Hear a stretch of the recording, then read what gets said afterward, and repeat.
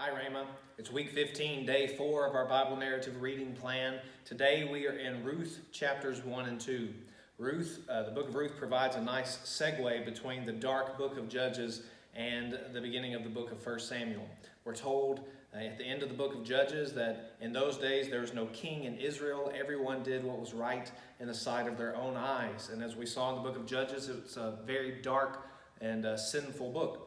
And yet we see at the beginning of Ruth chapter 1 that in the days when the judges ruled, that's the setting for the book of Ruth. And so we expect, hey, perhaps this might be a dark book. It might be some serious things going on there. But we see that the book of Ruth is actually quite beautiful. It most likely took place during a season of peace. But yet even then we see that difficult days are ahead. There's a famine in the land.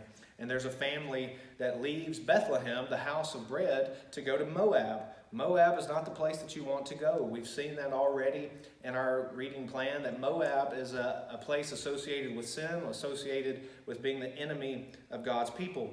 And yet Elimelech takes his family there, and while there, Elimelech dies, and then his sons die, leaving only Naomi and the daughters-in-law. And so they must decide, what will they do? So Naomi decides she must return to Bethlehem. And she tells her two daughters-in-law, please don't feel obligated. Go back to your family in Moab. Your chances will be greater there. You most likely will find someone else to remarry, and you will be taken care of. But Naomi is concerned. She says, I'm in a bad spot, and so I'm quite bitter with how the Lord has treated me. And yet, the two daughters-in-law make a different decision. Orpah makes a reasonable decision and says, okay, I'll go back to my family. I'll go back to Moab. But Ruth says, no, don't keep sending me back to Moab. I'm going to go with you. I will be with you. Your people will be my people. Notice she says, your God will be my God. And so Ruth makes a conversion. This is language of conversion, that she is turning to the God of Israel. She's going to not only go with Naomi, she's forsaking everything else. She's going trusting the God of Naomi, that she is converting and becoming a Jew along with Naomi. And so they return to Bethlehem, and it's a bitter scene. The people in Bethlehem, the women, are shocked to see Naomi return. Naomi lets them know that she's not happy, that she's very bitter. And so it's a sad chapter in many ways. It seems like what else could get worse? But there's a glimmer of hope at the end of chapter 1. It says they came to Bethlehem at the beginning of barley harvest. There's hope coming because the harvest is about to begin. And so in chapter 2, Naomi, she has a relative. The narrator tells us his name is Boaz.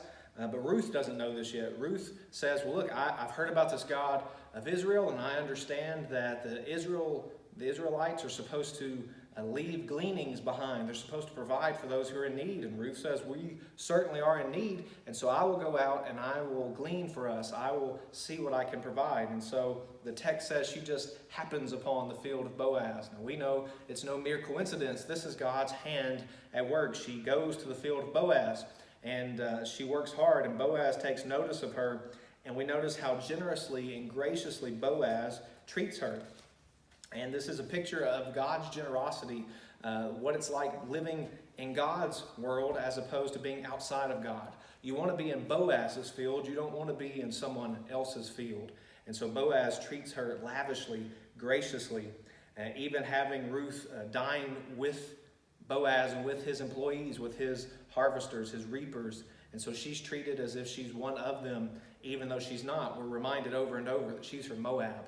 And so this continues, and the story comes to a pause here as we stop today with chapters 1 and 2, but we're going to see tomorrow, chapters 3 and 4, how the story continues. But so far we've already seen God marvelously at work, that he cares for the widow, he cares for those who are in need, and that he uses his people to meet the needs of others. Yes, God is clearly at work in the book of Ruth. But God is not just waving his magic wand and doing things. He's using his people.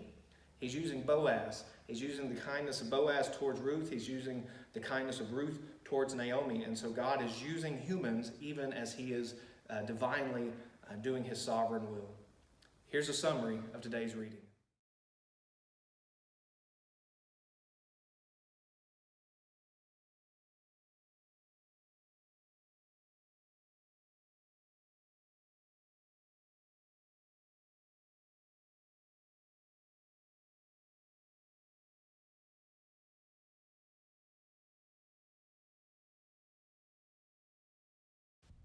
For more information, go to tunemyheart.org.